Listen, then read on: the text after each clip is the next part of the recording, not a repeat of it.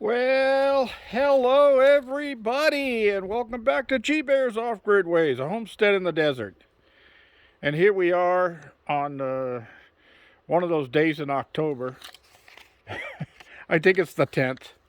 Yeah, I'm pretty sure it's the 10th because I just remembered that in 21 days I'll be turning 21. It'll be my birthday, and I'll be 21 years old. Yep, boy, that's going to be cool. All right. Anyway, beautiful day today, clear blue skies, hardly any wind. I got to do all my laundry because my dryer was not freaking out and gusting too high.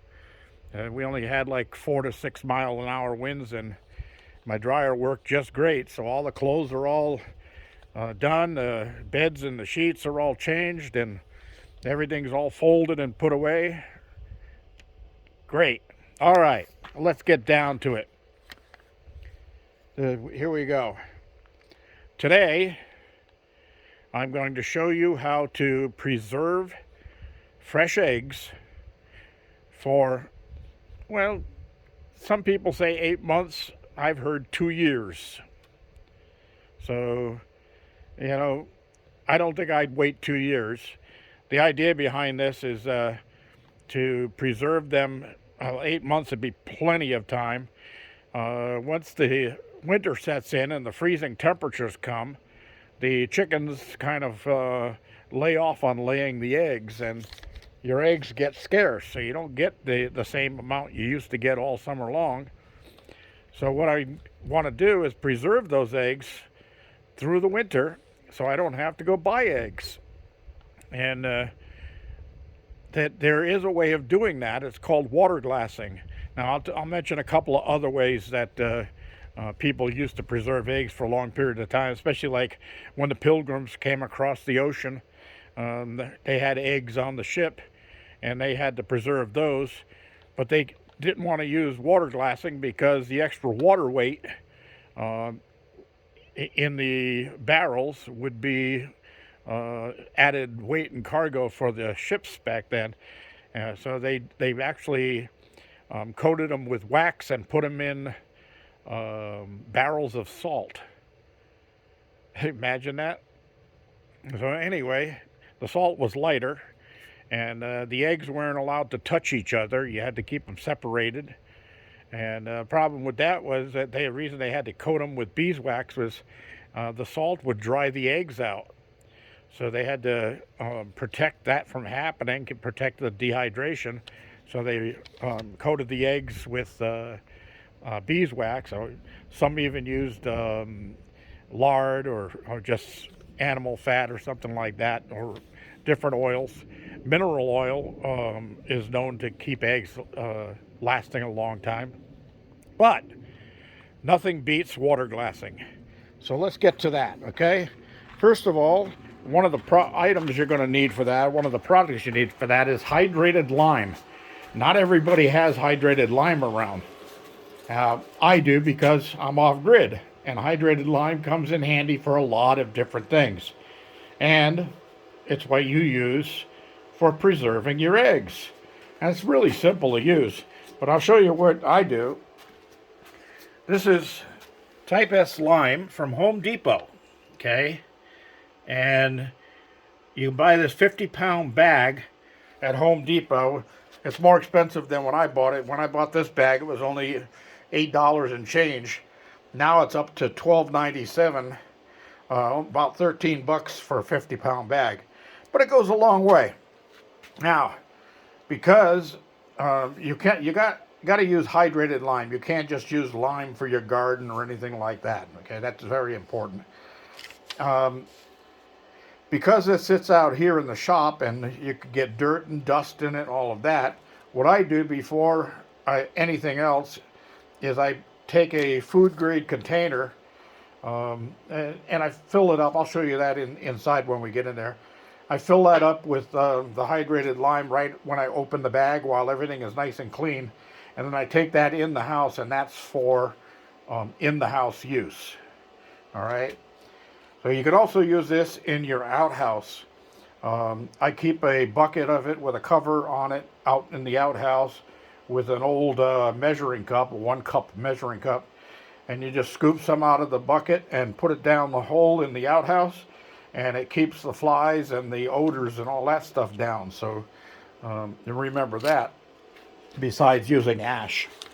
All right, so let's head on out of here and head over to the cabin, and we'll get to the process of water glassing eggs, because I've been getting quite a few eggs with all my hens, and I want to make sure that I preserve some now while I'm getting extra quantities, and then when the egg laying slows down, when the winter weather really sets in, and it's on its way, because it's been in the 40s in the mornings here. The chickens will slow down on laying eggs, but I'll have plenty inside the cabin already preserved. And the ones that they do lay, I'll be using the ones that are in preserve, and then I can replace them, and I'll show you how I do that. I can replace them as I go along, and keep the eggs going until the springtime. All right, so here's the container I told you that I keep my hydrated lime in, and that's what it looks like. It looks like a white powder, like a flour. Remember, most of this stuff I'm going to be showing you is stuff that people would do who are living off the grid and are raising chickens. You cannot do this with store-bought eggs. It will not work. The reason for that is store-bought eggs are washed. And when you wash an egg after a chicken lays it, you take a natural coating off of the egg, and the shell becomes porous, so it will absorb flavors and things like that. Okay, some information about lime. Hydrated lime is actually made from what they call quicklime, and you make quicklime by crushing up limestone, and then they sift it all out, and they separate it in different sizes, and the powder like this is the type S, and then to hydrate it they add water to it, and that makes it hydrated lime. So then they have another drying process so that it comes back out to a powder, but it is still moist to a certain extent. All right. The next thing is that test your eggs before you are going to do this. And I already told you one time that you can take an egg and put it in water. If it goes to the bottom and lays on its side like that, it's fresh. If it goes to the bottom and stands on end one way or the other, that means it's getting ready to go bad. It's time to use.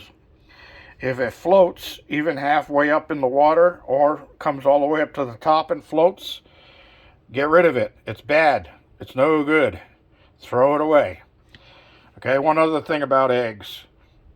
If you want to know, some people like to hard cook their eggs and then put them in the refrigerator and eat them later on, and then you can't remember which ones are hard cooked and which ones are raw.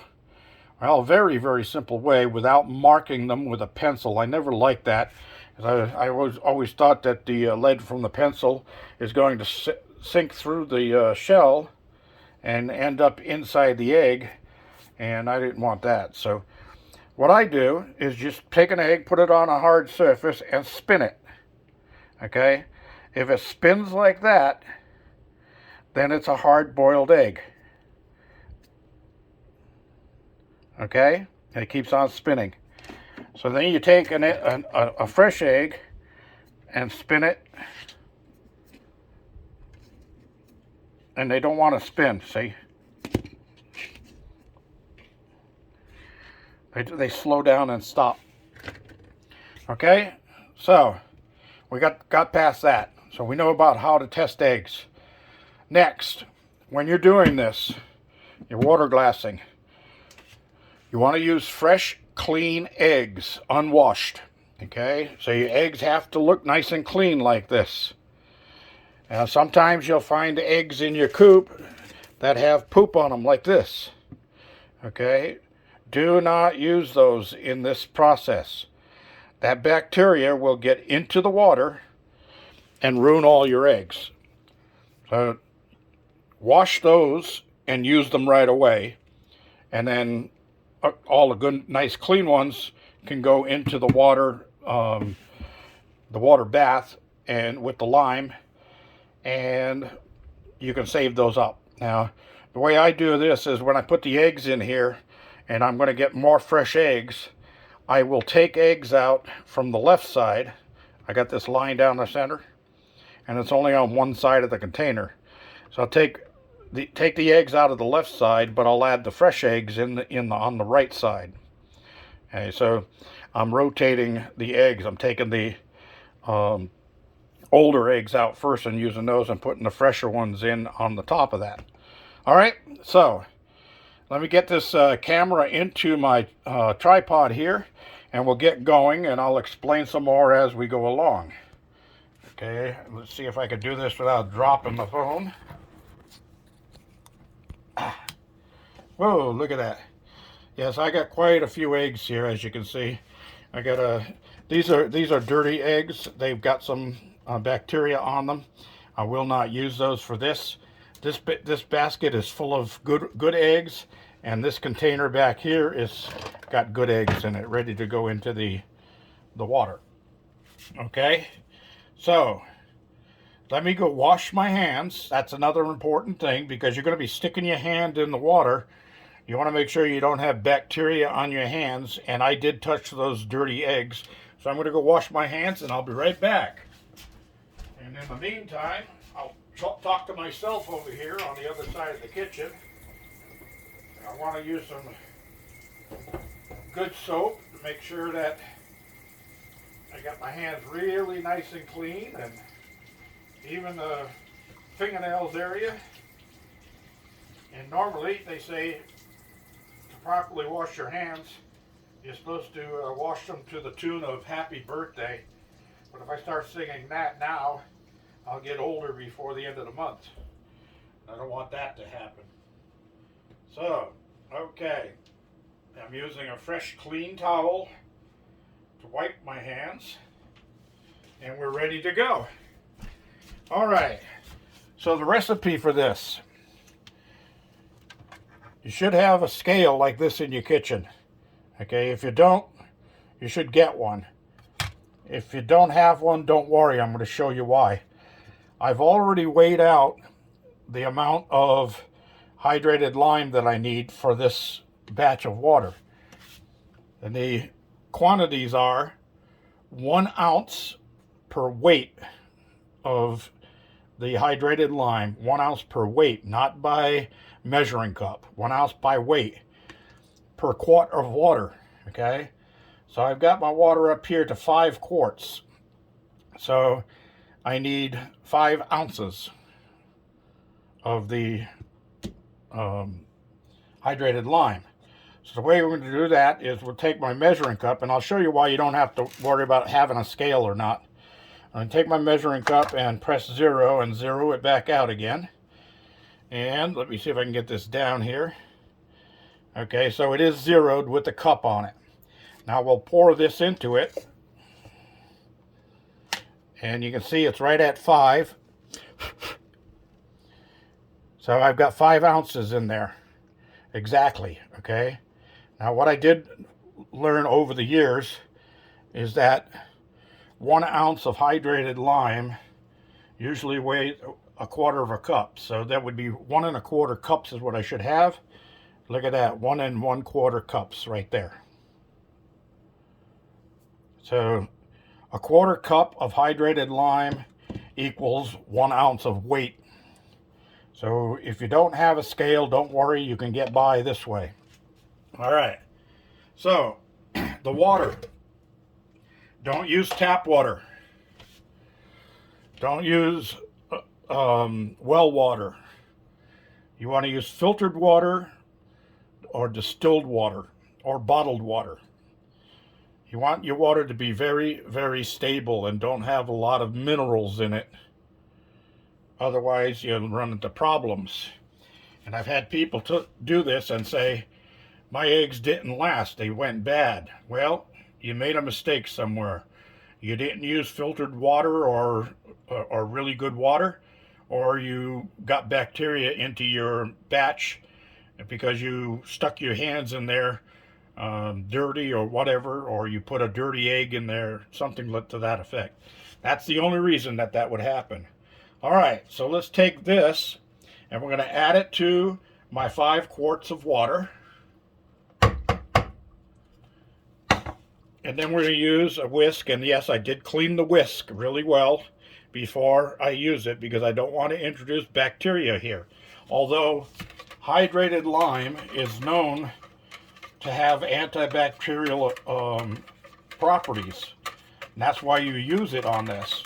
It will actually help kill bacteria in the mix. So I just stir it for a while and then reverse it in direction and reverse it again, and you want to try to dissolve that lime in there as best you can so you end up with a kind of a milky, I think it looks like skim milk, like a skim milk mixture in your container.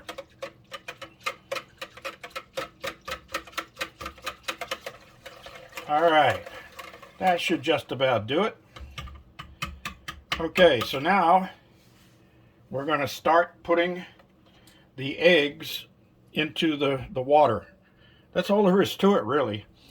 Now, when you're putting your eggs in, even if you're just storing them in the refrigerator and you're going to store them in an egg carton, pointy side goes down, okay? You see, you got a pointy side and a round side. Pointy side should go down. So try to get them in that way when you're putting them in the water. So let's get going, and I'm going to try to count these as I go so I know how many I've got in there.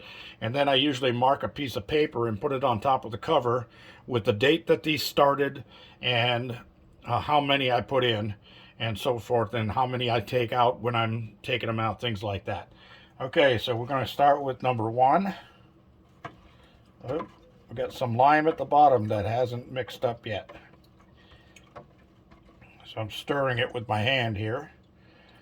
Okay, there's 1. There's 2. There's 3. And 4. And 5. And 6. And 7. And let me get this basket over here. 8, 9, 10, 11, 12, 13, 14, 15, 16, 17, 18, 19, 20, 21, 22, 23, 24, 25, 26, 27, 28. Oh, I don't like that one. 28, 29, 30,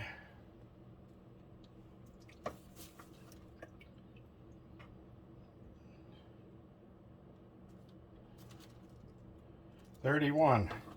Okay, I'm going to stop at 31 because I noticed that this one has a little straw on it and a couple of little dirt marks on it.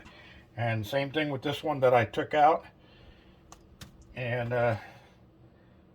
we'll put that one in. 32. Okay. So I got 32 eggs in here now. And those are going to get a cover on them.